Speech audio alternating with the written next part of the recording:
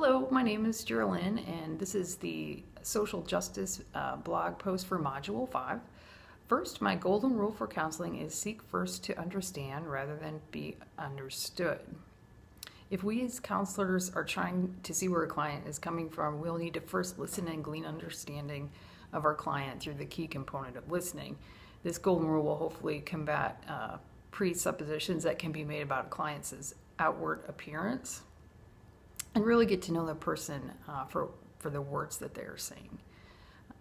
It also ties into the quote from the article that we were supposed to read, the Counseling and Values article that says, and I quote, "When counselors work from the assumption that their clients and the communities they serve have the same needs, desires, values, and perspectives as they have, they are likely to make errors based on differences of culture and context," end quote. It makes us less able to be multicultural counselors when we make these assumptions. My Bible verse to support social justice is Isaiah 1:17. Learn to do right and seek justice. Defend the oppressed. Take up the case of the fatherless and plead the case of the widow, from the NIV version. This verse encompasses a large number of social justice issues. For example, those who are weak and cannot defend themselves.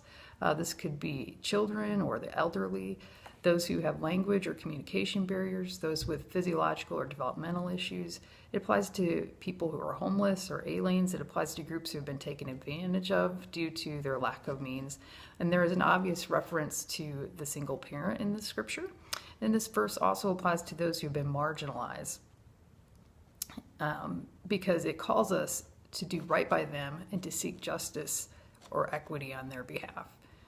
We need to strive for the equality of resource opportunity while at the same time aiding the primary needs of those who are under-resourced. Personally, I will seek out social justice principles by volunteering hours of counseling to those who cannot pay for those services.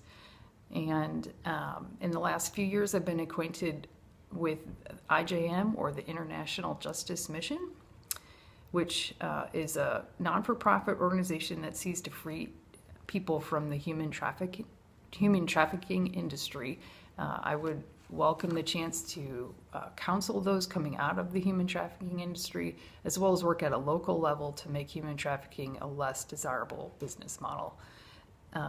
Again, social justice is a huge topic, and one that I will continue to grow and learn about throughout my life.